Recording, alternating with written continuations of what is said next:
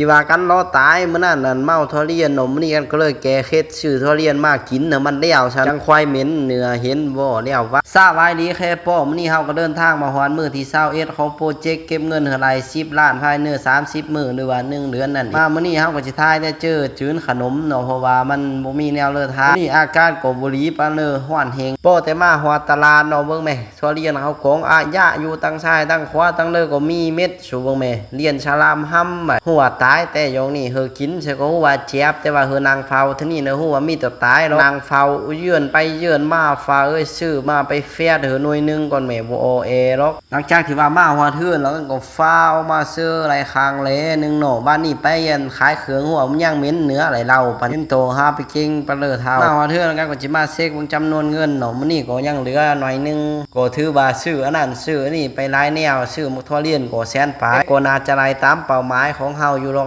สรุปแล้วมื้อนี้ก็คือไล่ตามเป้าหมายที่เฮาวางไว้เนาะเงินเต็งเม็ดได้ไปประมาณ700,000ปลายก็ถือว่าโอเคอยู่มื้อนี้ก็ประสบผลสำเร็จไปเป็นมื้อที่21ถือว่าเก่งเติบอยู่ถ้าเริ่มมักก็อย่าลืมฝากกดไลค์กดติดตามในชุดยอด